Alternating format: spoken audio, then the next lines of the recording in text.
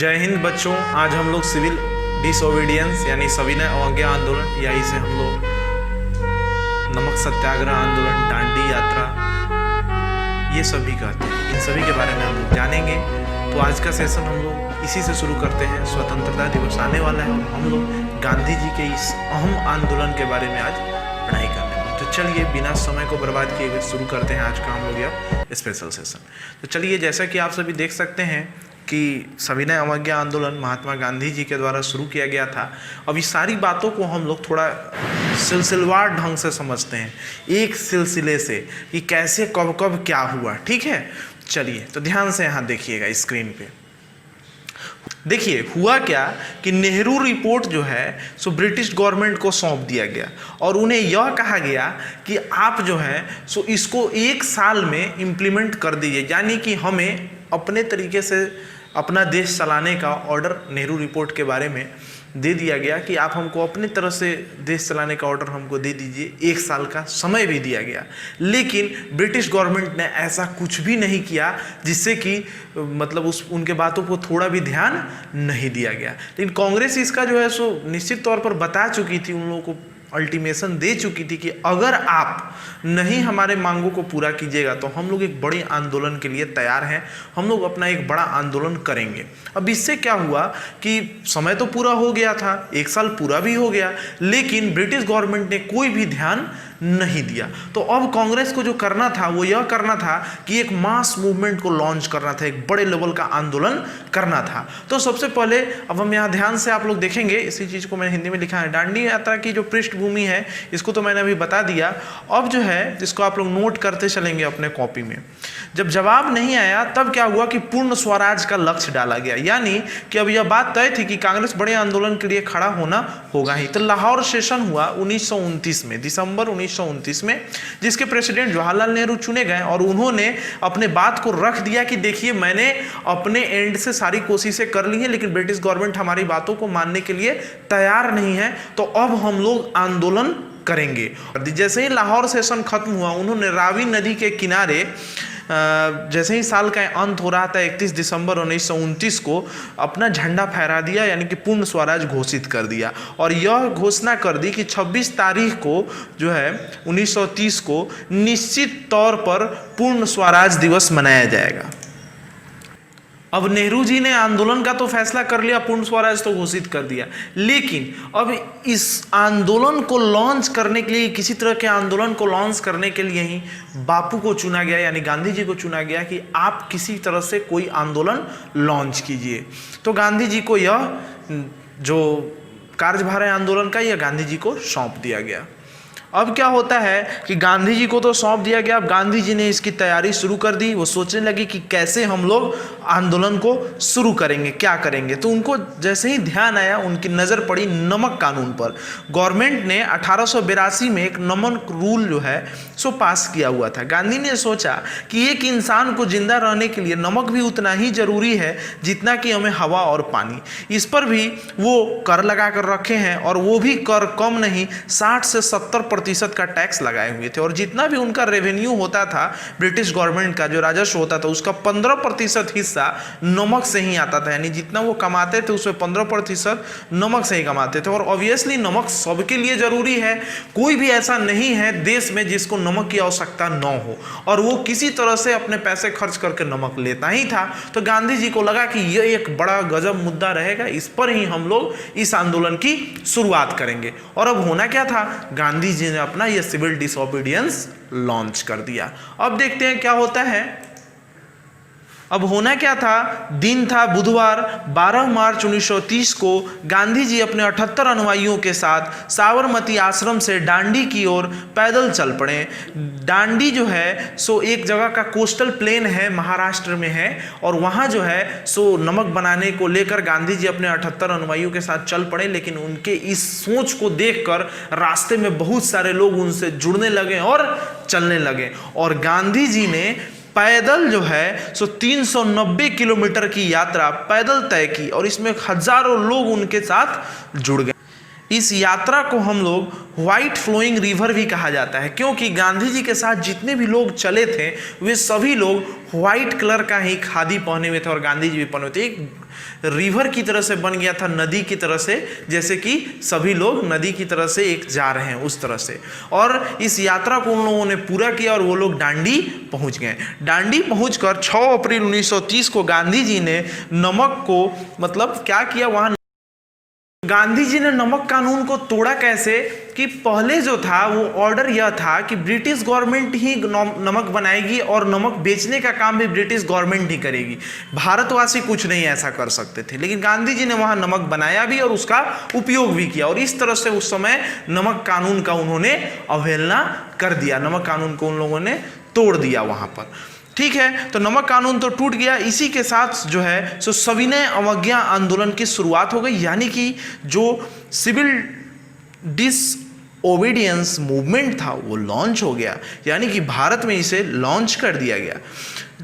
उसके साथ ही गांधी जी ने एक कसम ली, उन्होंने कहा कि अब मैं अपने आश्रम तभी लौटूंगा जब मुझे आज़ादी मिल जाएगी। और ऐसा दुर्घटना हुआ कि गांधी जी आज़ादी तो दिला दिए हमें, लेकिन वो साबरमती आश्रम नहीं लौट सके, वो नहीं लौट पाए आज़ादी के बाद भी। अब देखते हैं कि आगे क्या होता है।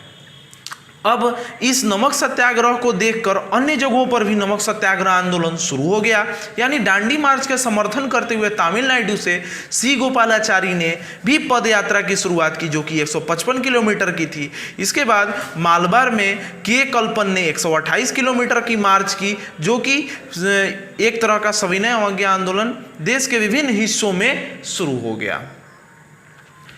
इसका ऐसा हुआ कि गांधी जी के जो नमक सत्याग्रह आंदोलन में पूरे देश ने इनका समर्थन करना शुरू कर दिया। फिर देखते हैं आगे क्या होता है कि गांधी जी ने आंदोलन तो लॉन्च कर दिया, लेकिन इन्होंने कहा कि जो हमारे साथ आंदोलन में जुड़ेगा उसकी कुछ शर्तें होंगी, उसको मानना पड़ेगा और इसी तरह से आंदोलन को पूरा करना पड़ेगा। तो लोगों ने कहा, हाँ गांधी जी, मैं तो आपके साथ जुड़ चुका हूं और हमें आज़ादी किसी कीमत पर चाहिए, इसके लिए आप चाहे मुझे जो शर्त कहिए मैं मानने के लिए तैयार हूं। तो गांधी जी का जो सबसे पहला शर्त होता था वो यह था कि अहिंसा, यानी कि हिंसात्मक कोई भी गतिविधि नहीं की जाएगी। इसको आप लोग ध्यान में रखेंगे कि कौन कौन शर्त है, इसको एक बार हम लोग देख लेते हैं। जो इन्होंने कहा कि जो सबसे पहले जो शर्त है वो यह है कि अहिंसा है। दूसरी है कि गवर्नमेंट से हम किसी भी तरह का जमीन नहीं लेंगे, यानी हर एक गवर्नमेंट ऑर्गेनाइजेशन इंस्टीट्यूट को बाइकआउट करना है, जैसे सिविल सर्विस, मिलिट्री, पुलिस, सबका बाइकआउट करना है। अगर कोई भी सरकारी विभाग में नौकरी करते हैं तो सरकारी नौकरी छोड़ देनी होगी। देसी सामान और दारू बेचने वाली दुकानों के आगे पिकेटिंग करने होगी।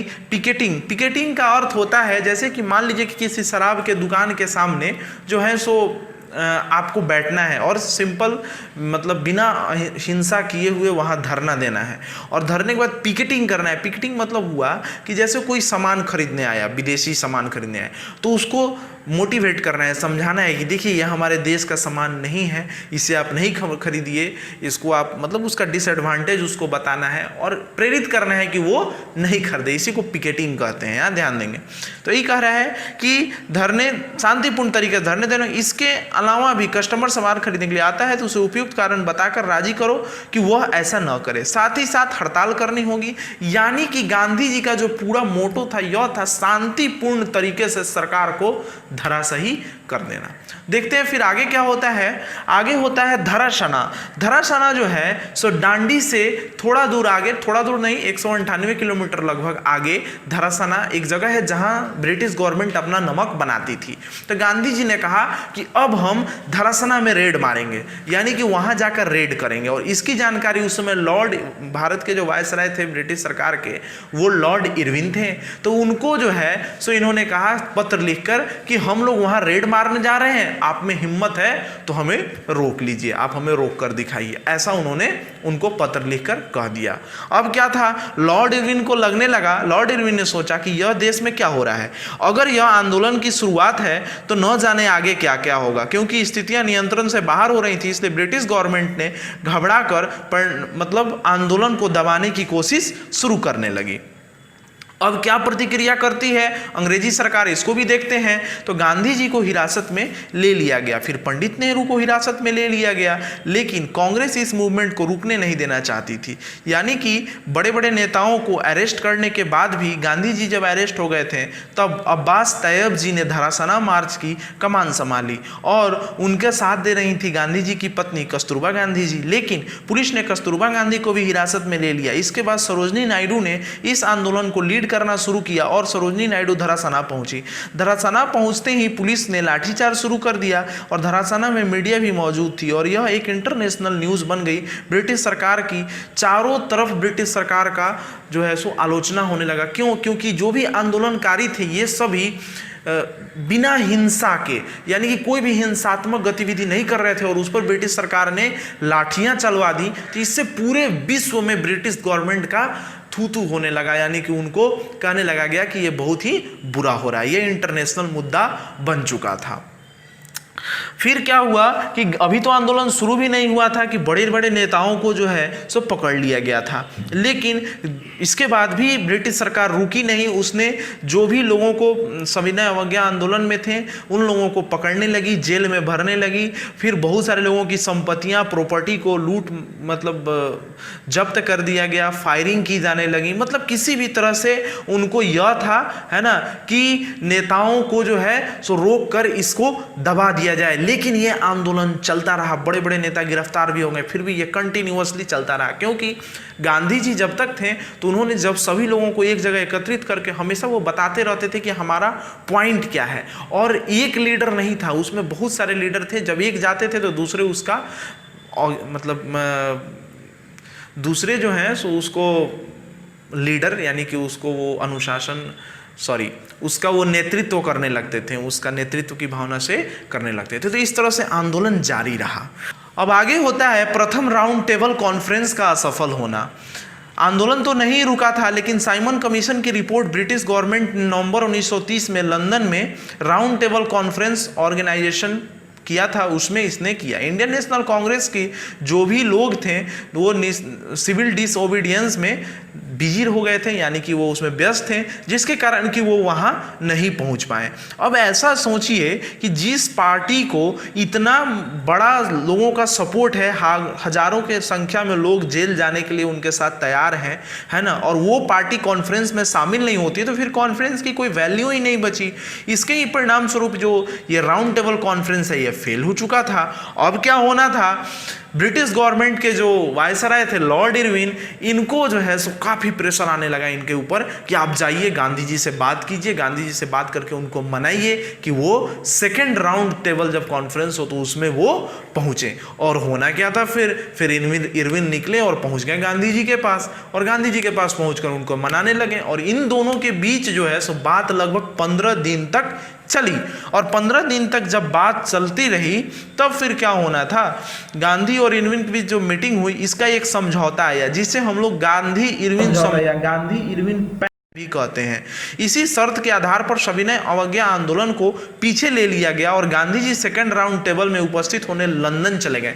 यानी कि खुशी की बात यह थी कि हमारा जो यह आंदोलन था यह सफल रहा, हमने ब्रिटिश गवर्नमेंट को झुका दिया, दबा दिया। और यह गांधी इरविन समझौता के तहत हुआ। यह असहयोग आंदोलन की यही एक छोटी सी कहानी थी आपके समक्ष, जो आपके लिए काफ़ी इंपॉर्टेंट है, आपके सिलेबस से भी, और आपको एक हिंदुस्तानी होने के नाते जानना भी चाहिए। अब आगे का जो वीडियो है वो यह है कि गांधी और इरविन के बीच क्या समझौता हुआ था, जिसे हम गांधी इरविन पैक्ट भी कहते हैं। तो उसके लिए आप वेट कीजिए, कल इस वीडियो को मैं जरूर पब्लिश करूंगा। धन्यवाद, आपने इस वीडियो को पूरा देखा। यदि आपको लगता है कि मैंने ये जानकारी सही दी है तो अपने मित्रों तक शेयर कीजिए और निश्चित रूप से वीडियो को लाइक कीजिए, चैनल पे नए तो सब्सक्राइब कीजिए और कमेंट करके हमको जरूर बताइए कि वीडियो आपको कैसा लगा। धन्यवाद।